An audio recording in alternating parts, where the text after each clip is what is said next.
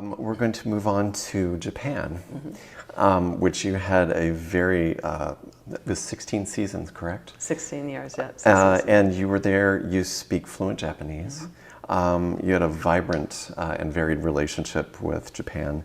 8-time MVP with Japan Pro League, 8-time championship, played ball for Toyota Shoki, which you said you were on a first name basis with Mr. Toyota. What was that like for you? I love Japan. It was probably the hardest decision I made in my life, to go halfway around the world to play a game, but it was a great opportunity.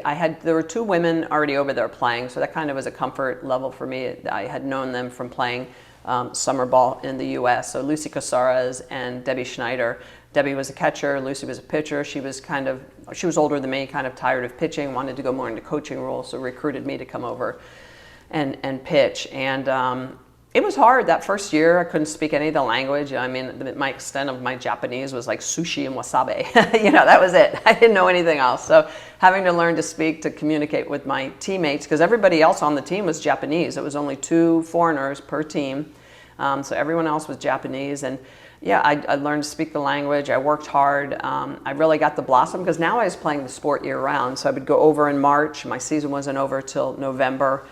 Summers I would come back and still play with Team USA, and obviously represented Team USA during those years. So I was over there from 1993 until 2008, but obviously it was in the 96 Olympics, 2000 Olympics. So I was playing for Team USA against Japan. So some of my teammates were on Team Japan, and it was just a really wonderful experience. I embraced it, learned to speak the language because, I was in their country. I shouldn't just expect, to have a translator or to expect people to, understand English. So I did everything that I could to really fit into their culture. And as much as I taught them about softball, they taught me a lot about their culture and about being a good teammate and about basically awareness of myself. Like how are people perceiving me? How are my teammates perceiving me? In the US, we're very self-focused. We don't really think about how we're impacting others.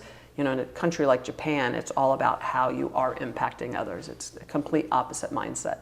Even like how you stand and what you say.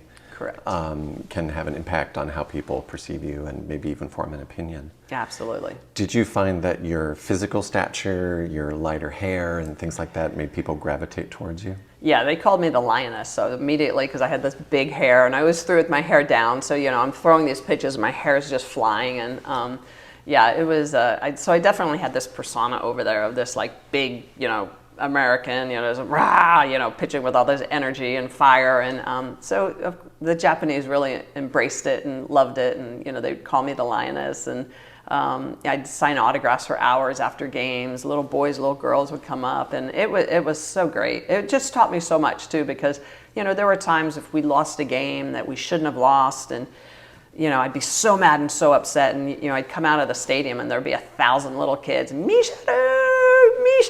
which is how you say my name in Japanese, Misharu Sumisu, and they, they could have cared less that I just lost, and I'm like, Michelle, come on, so I'd spend time talking with them. They'd want to practice their English with me, and so it was a great experience. Did you receive any gifts? Did anyone make anything for you that's memorable?